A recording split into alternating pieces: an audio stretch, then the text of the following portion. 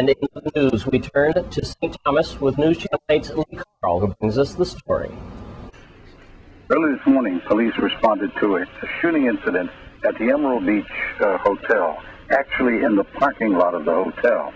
Now, details are sketchy at this point, but it appears that a lone gunman or possibly another two persons were involved in a shooting incident and then escaped. One of the persons escaped into the bushes near the hill next to Wapa, and that's next to Emerald Beach. Later on, the police used infrared gun and apparently were able to see him in the bushes, and they apprehended him. Now, the details I mentioned are sketchy here as to what happened here. Was it an attempted robbery in the parking lot?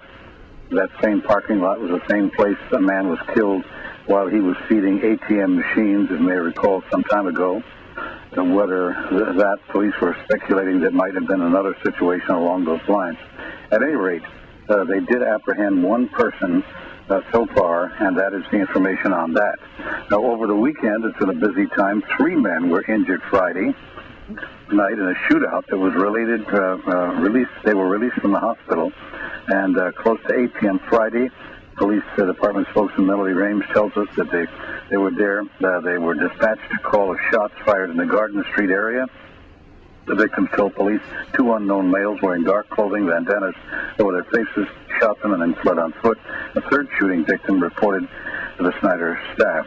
And police said the men's wounds were not life-threatening. One was shot in the arm, one in the elbow, one in the buttocks. 2 victims reside at Commandant Gata, which is Garden Street. The third resides at Crystal Gata. And according to the police plotter, an official record, calls received by the police dispatchers about the incident that took place. The 2 persons, the victims, were brothers. No further information. A second weekend assault took place Saturday.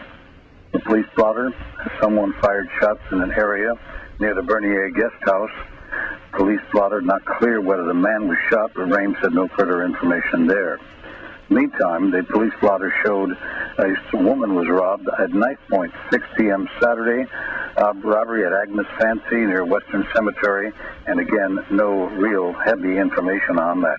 A couple of other quick items here. 3 young men, 18-year-old Deshaun Thomas Mahoney and 2 17-year-old minors arrested, charged with constructive possession of a handgun. They were arrested after a traffic stop on Main Street when the gun was found in the vehicle they were driving. And police also said they weren't wearing seatbelts. The 17-year-olds were held in lieu of $25,000 bail, and the other 17-year-old held in the release of the custody of his parents.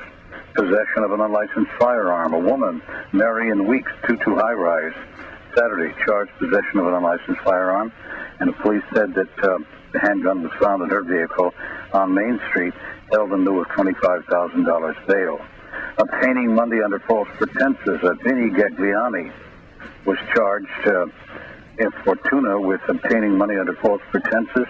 Police say he misrepresented himself as a broker in the foreign exchange market and took more than $5,000 from people. He was held in lieu of $250,000. And a final one on the police plotter, although there were others disobeying the lawful order and DUIs. A second-degree arson charge leveled against a man who refused to identify himself. He was charged with second-degree arson. He admitted lighting an abandoned Drottning's building on fire to kill mosquitoes. He was held without bail. In St. Thomas, Lee Carl, the News Channel 8.